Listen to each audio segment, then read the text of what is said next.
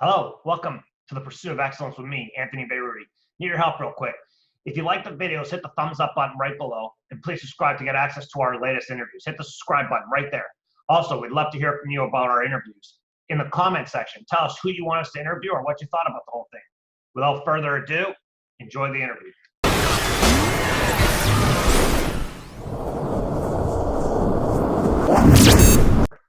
All right, we're very excited today. We're joined by head coach Nate McKibbon. Thank you very much for joining us, Coach. Appreciate you having me. Fantastic. So, where'd you grow up, and then what got you into sport? Sure. I grew up in Hamilton, Ontario, in West Hamilton. Got involved in sport like many people did in a local rec league through soccer, actually, and played that all the way growing up, swimming lessons, and had a friend, one of my best friends growing up, played in a rec league in basketball, and I happened to like it. And for whatever reason, I grew a ton in like grade 5, grade 6. Haven't grown much since then, but at least I was tall for a short period of time. I got involved in that and fell in love with the game. You know, I didn't really seriously get into it until probably grade 10 or grade 11. But no, just fell in love with it more than any other sport, and have tried my best never to leave the court since that point in time. Yeah, no, I had the same problem. I dominated in grade 7, and then it all went to hell. I got a great drop step. So you got going, then you started playing in high school. What was your high school experience like? Well, the funny thing is that my friends always dreamed to be Michael Jordan growing up, and I always dreamed to be John Dingle playing for Wayne Hager on the Westdale Senior Boys High School team. And Mr. Hager is a coaching legend and a teaching legend in Hamilton. I was real fortunate to watch his teams. Got cut actually from junior basketball in grade 9 and grade 10. I had to basically teach myself how to play basketball at the local YMCA because we were at a very good basketball high school at the time.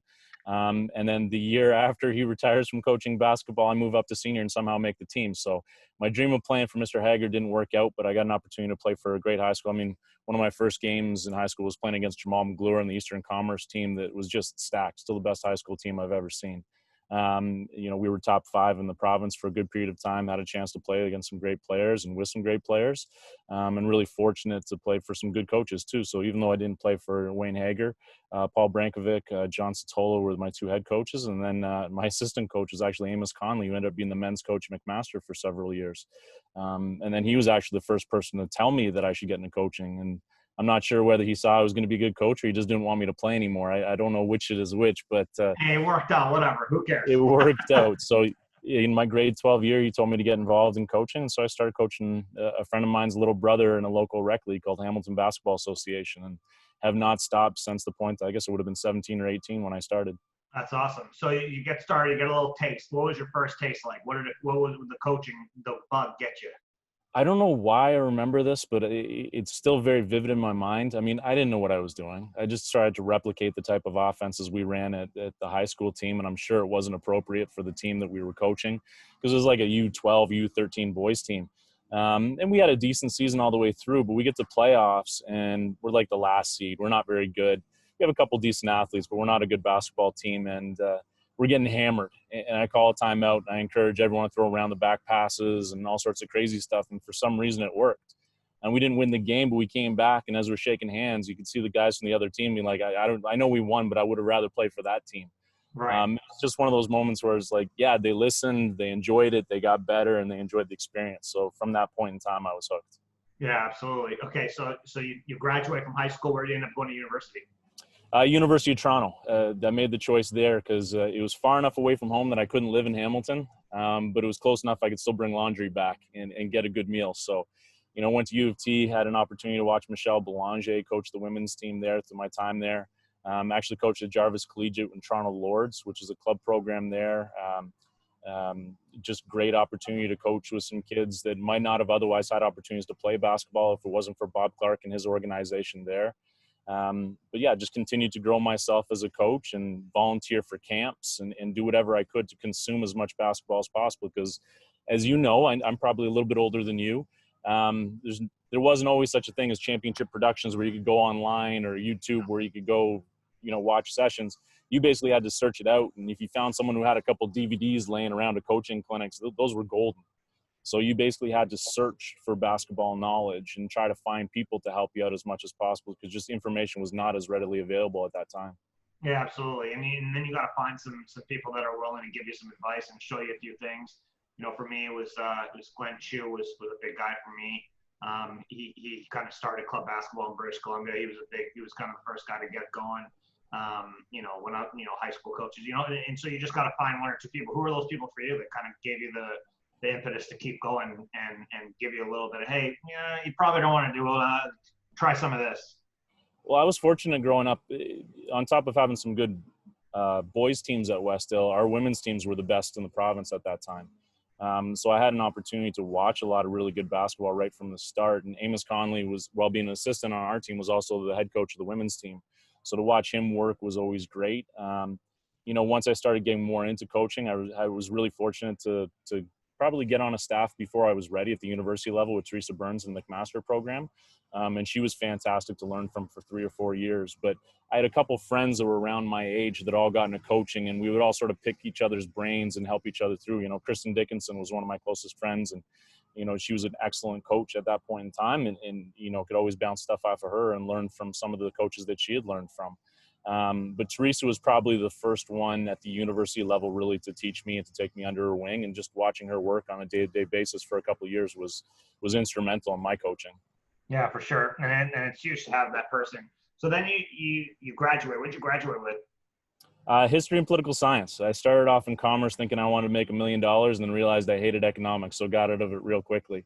And, if I had known I wanted to get in coaching, I probably would have gone into kin, but I just happened to get some really good teachers in those two programs, and it stuck. And even though it didn't really fit, I still like the education that we got, and I think it's really served me well in coaching, be able to formulate arguments and be able to write properly. No, it's a huge deal for sure. It definitely translates. So when you start getting into, what's your coaching progression look like at this point? Sure. So I started getting involved with Basketball Ontario and some of the regional development stuff, or I guess it's TIDP now, MDP, JDP. It's basically how they used to pick provincial teams, where you'd have all the best players in your region. You go play these tournaments and they pick provincial teams based on that. Started trying to get involved in CP, although I tell people all the time I got cut my first couple of years applying for CP. I had to show up unannounced just to be able to get in the gym and work my way through there. After a couple of years with Teresa Burns McMaster, I ended up at Waterloo for a year and off to University of Windsor. But really the most consistent progress was through Basketball Ontario and then into Basketball Canada. And after coaching, I think it was for 5 or 6 years at the university level, I ended up back at the high school and club level. So I ended up coaching with Transway and St. Mary's High School for quite a while, and then back to McMaster for a year before I got my job at Mount Royal. But yeah, probably the most consistent is through Basketball Ontario and through Basketball Canada, and just working with high school players, trying to develop and trying to get ready for national teams and university opportunities. Yeah, absolutely. I remember, the first time I saw you coach was with Team Ontario. We were coaching the provincial team with Paul Langford. You always had some good teams, and they always played hard. So you get going with them. You're starting to play your game. You're starting to figure out the game. You want to know what it's like to keep playing. How do you end up at Mount Royal, and what's that experience like getting that job? The funny thing is when I was first a university assistant in my 20s, I had started applying for university jobs and had gotten close to a couple college jobs, and then didn't have the opportunity to step into those roles. And I was probably lucky not to get any of those jobs, because it forced me to go back to work at the high school and club level for quite a while in Hamilton and really learn how to become a head coach. I think it's an easy trap to get into as a coach, to feel that you're ready probably before you are. And then when I stepped back on Teresa's staff for the year, my experience, I'd already been on national team staffs for about 2 years. It sort of pushed me like, hey, you might be ready for this now, and just started putting my name out there just on a whim to a couple of university jobs. And Mount Royal happened to be the first one that, offered me the position. And it was just a great opportunity to push myself completely out of my comfort zone and try something that, it really pushed me to become a better coach. Yeah, absolutely. So, but you get in there, but you had to go through a bunch of interviews. What was it like to go through the interview process and not achieve what you wanted, and then finally when you do get it, do you feel like you finally figured out how to interview properly, and that gave you a chance to actually show who you were as a person? Oh, I think it took probably about 4 or 5 interviews before you really realize what the process is like. And everyone's a little bit different, but there's similar questions that people ask. And it's just learning how to answer those questions and learning how to really present yourself in the best possible manner. I think it is a process to actually go through the interview process and get better at that. And I probably wish I could have told myself at a younger age, you might want to try this a couple times before you actually step in there and do it for the first time live. I think it definitely took a couple times to figure out what programs we're looking for and what to really push, and how do you to answer a question sort of in the way that the university wants, because every university is different in what they're looking for. You know, some very much more about the student athlete experience, some very much more about wins and losses. You know, some are just how you fit within a department. You know, every school is not equal in resources, but also just what they want from a university coach. So I think it took me a while to sort of figure out what they wanted. And by the time I got to Mount Royal, I was pretty confident in what I was selling. The other thing I would say is that the first couple you go into, you walk in and you say you're going to win a national championship in 3 years, no matter where you're at. I think you go in ambitious and, you know, just naive to what it actually takes. So I think after you go through it a couple times and people take you aside and be like, hey, we weren't expecting you to win a national championship year 2. Maybe let's tone it down a little bit. I think you start to learn like, okay, let's manage expectations a little bit more. Yeah, absolutely. No kidding. So you got the job at Mount Royal. What's the team like when you get there, and what was it like having to put down your belief system onto the program? We walked into a team where there were some academic problems. The roster was relatively small. I think we finished my first year, I think, with 8 players. And I think we only started it with 11. It was a team that had been inherited by Len Harvey, who's now at Acadia. He'd done a really good job of starting to bring in some talent. But unfortunately, they just didn't stick around for whatever reason. So it was pretty much a complete rebuild when it comes to roster. It was fortunate that one of my former players with provincial team happened to end up in Calgary, in Becky Nash. And so it gave us a true post, which most teams don't have at the youth sports level. So it was nice to have her to build around a little bit in my first couple of years.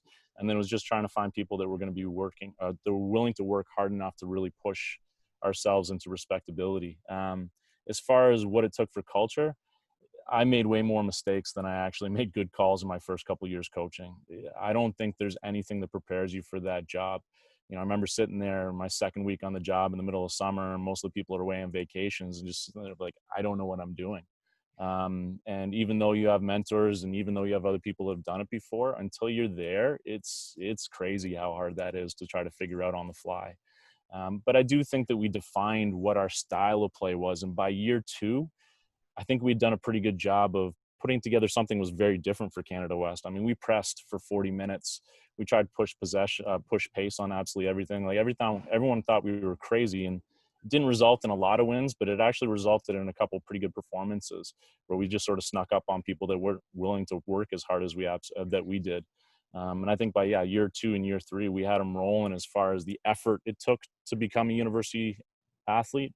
We just didn't quite have the skill level that some of the other programs did, or the depth of skill that some of the other programs did. So I'm proud of the work that we did there, but I'd be lying if I didn't tell you that I made way more mistakes than I made right calls. Yeah, absolutely. So you coaching there, you said you pressed 40 minutes. What type of presses were you running, out of curiosity? We were mostly running out person to person, so we're backtrapping a fair bit. We did a lot of stuff in the half court, actually, where we let you get into your offense and trap first pass after half, or first pass on the wing. We were just trying to disrupt timing and rhythm as much as possible. And I just felt that I'm sort of from the Flip Sanders mold when he took over in Minnesota. He sort of thought, well, you know, you can lose games 90 to 85, but why? That's no fun. You might as well lose 150 to 130. You know, the score might be a little bit bigger, but at least people are having fun playing the game, and people might want to come and watch that style of play as well. So, I mean, mostly it was out of person to person and running and jumping and all over the place, but we'd mix in a lot of zone stuff too. We ran a 2-3 trapping half court that was just absolutely nutty. A little bit of 2-2-1, and we'd switch stuff up in the full court, which was a little bit different again for Canada West. I remember some coaches saying like they'd never played against that much trapping zone ever before in Canada West. We were just trying to be different. Canada West outside of Winnipeg, it's pretty straight up. I mean, Winnipeg historically, they've always done a bunch of trapping, zoning, and pressing and stuff. And Deb throws the occasional press out there, but then an occasional zone the last couple of years. But realistically, it's mostly just straight up stuff. So if you're going in there with a bunch of different stuff, people probably got to spend a little more time prepping for you than they probably used to. Well, the crazy part is probably the best game that we had in the time when I was at Mount Royal, we beat UBC, where they had 39 offensive rebounds. And how do you win a game where you give up 39 offensive rebounds? I still don't know. One of the worst losses of my career was like 15 years ago. We gave up 38. So the fact that you guys won is pretty good. We'll take it.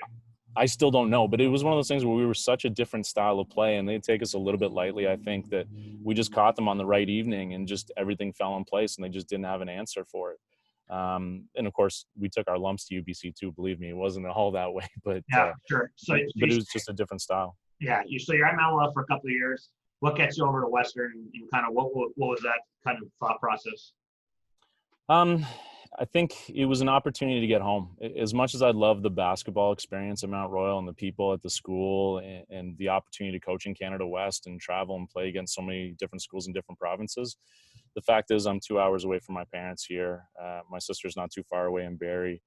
Most of my recruiting networks and a lot of friends in coaching are back here from Ontario. So really it was more of like homecoming. So it had nothing to do really with Mount Royal not being a really good situation. It just wasn't the right fit for me and sort of where I wanted to be as my parents got a little bit older and as a lot of my friends and family were still back here. So really, when Western came open, it was something I fought for a long time. I didn't apply until the very last day of the job.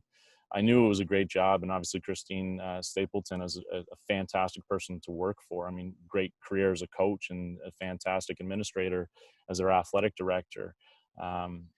But it took me a little bit of time to be able to say, no, this is time for me to move home if I get the opportunity to. So it was pretty late in the process that I applied, and I was actually with our cadet national team. So I flew home from Chile, got in a rental car, and drove out to London to be able to do my final interview. And literally the next day, they had offered me the job. So you were pretty good in that interview. So give me a little bit of, what was that interview like? So you can't, you're going in there with a real basketball person, so it's not like you can just, kind of say some things and there's no checkpoints. She knows what she's talking about. So what was that like, kind of going in there and having to explain yourself to people that actually have a very deep understanding of what's going on? Well, I was exhausted. I mean, it's a long trip to get back from Chile, and on top of that, they lost my bag on the way back. So luckily, I had like a sport coat and pair of pants, but I literally ended up in a mall in London the day before the interview, trying to buy a belt and underwear to be able to do the interview, and happened to run into a good friend of mine in coaching at the mall, and he actually told me about Rachel Fradgley, who was a former junior national team player who actually played for Richie Chambers, and I was on staff, and she was getting into teachers college with 2 years of eligibility after finishing up at Simon Fraser. So I walked into the interview a little tired and a little groggy, but pretty confident in myself with the one ace in the hole to throw out. Oh, by the way, you got a junior national team player that you don't know about who's already at your school. Not knowing if she would play or not, but it was funny just to sort of drop her name and just sort of have that little bit of information that they didn't know about. Yeah, for sure. She's a good player too. I mean, I watched her lots. I mean, she's a good player for sure. She's a real deal. So you briefly touched on being part of the junior national program. And you coached with Rich Chambers there for a couple of years. What was it like? I'm assuming you applied for the junior national program a few times before you got it, or did you get it right off the top? No, I was provincial team coach for a long time and applying for basically every national team position that came up. And the only reason I got on staff is because I had talked to Richie about observing them in FIBA Americas. And I cleared it with Canada Basketball, saying, like, I'll pay my own way. Just let me be around the team so I can see how Richie works and see how one of those championships works. So I had all set. And then about a month before the championships, their performance analyst got a job and couldn't do it anymore.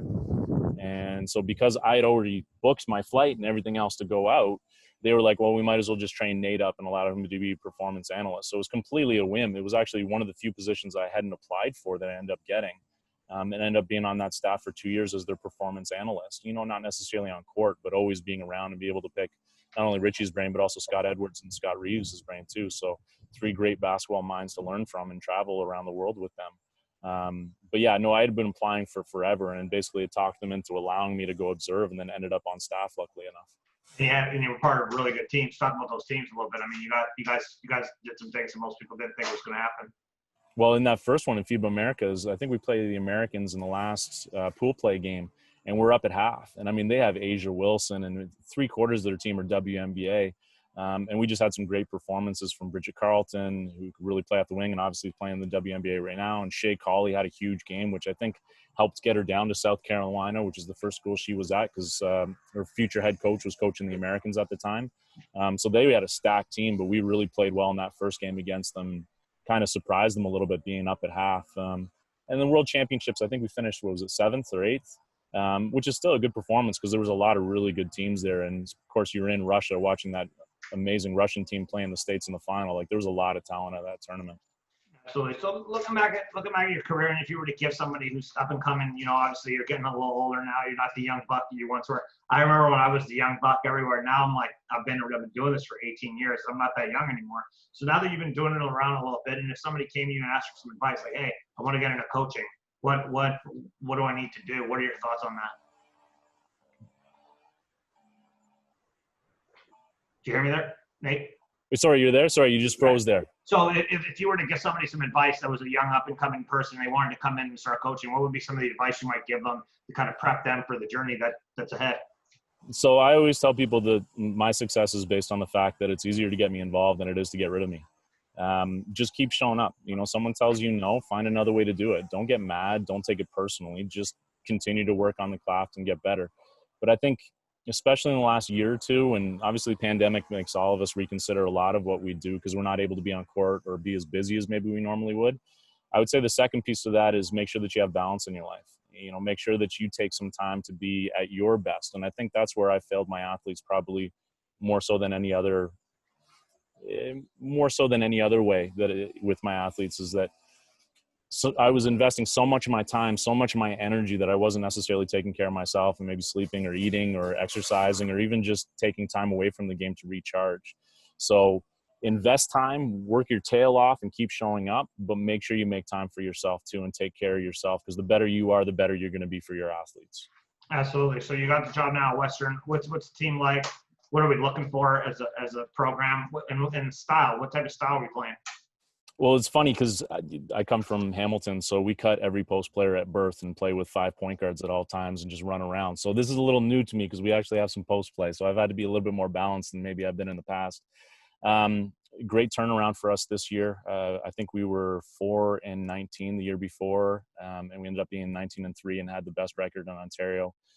Got up to number 5 in the national rankings before we lost in a semifinal game to Brock, who ended up finishing second at nationals. So great turnaround for us, and partially based on the fact that we were fortunate to have 2 transfers in late. We got into teachers college and we had a couple players get healthy and a team that was invested to do something different or for change. This year's going to be a little bit different. We brought in a good class, a couple transfers to sort of keep a little bit of the upper year influence, but some good young players, including one from BC and Sophia Bergman. Nice kid. So I think this year is going to be a little bit more of a rebuilding year, but a Western rebuild. We still want to be competitive in absolutely everything we do because Western traditionally has been one of the strongest teams in Ontario. And I think we have to get back to that. And we showed flashes of that last year by having the best record in Ontario. It's now, can we sustain that? As far as style of play goes, it's funny. It used to be all about pressing and running. We still want to run, but really now the big thing for us is rebounding offensively and defensively and allowing our offensive rebounding to put us into some full court pressure or at least full court influence. So it's tweaking what I probably do a little bit naturally and now working a little bit more with a balanced lineup and really making that aggression part of how we play. But I'm excited about the young kids that we have. I'm excited about our returners and I'm excited about some of the transfers. And I think we surprised some people last year, and I think people are probably going to be writing us off a little bit this year. And I love that role. I'd love to surprise people as much as possible. And if we got a chance to do that every year, I'd be really happy.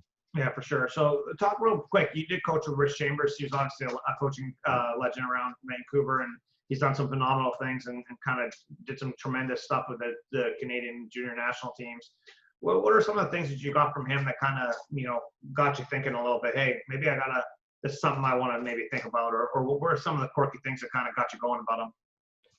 I love his energy in practice. No one brings as much energy as Rich does. Like, you could be exhausted and he's still going like full bore, just like the very start. And it doesn't matter whether you're a month in Russia running a practice or it's the first day in Toronto to get ready for a World Championships. He is the same energy regardless.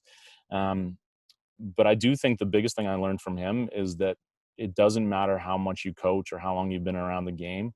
Have an open mind to the people around you and take good ideas when they're available. I remember, so I go into Colorado. I hadn't been with them the whole training camp because I was actually coaching Team Ontario at the time. And Rich and I have met a couple times, but we hadn't really talked very much on the phone or really had a chance to interact. And now I'm his roommate. And literally 2 days in, we're talking about offensive sets and how we can tweak things. And I show him a little bit of wrinkle that I'd used with the previous team. And literally it was in the next day. And then we used it against the Americans to score a couple times in the first couple possessions of the game against them. Like, he didn't care the fact that I'd never been on a national team staff or he didn't know me very well. He took the idea for what it was. He implemented it. He put some trust into his staff and he threw it out there. And I mean, Richie's coached 3 times as much as I'll ever coach. And for him to do that for me just added so much confidence for me on a staff, and for me as a young coach going in. But it really taught me that to always have an open mind to everyone around you and be willing to accept good ideas regardless of where they come from. That's the biggest thing I learned from him. And also always have 2 suitcases, one for clothes and one for junk food, no matter where you go. Yeah, that's important, especially when you're going to different weird parts of the world, for sure. Well, listen, it's been great to have you join us today. I've been watching you for quite a while, seeing your progression. It's been great to see it work. And I think, Ontario, I think being one of the things about Western is a cool spot, I think, is it's known throughout the country. People want to go to Western. It's not like you got to convince people that it's the right place to go to school.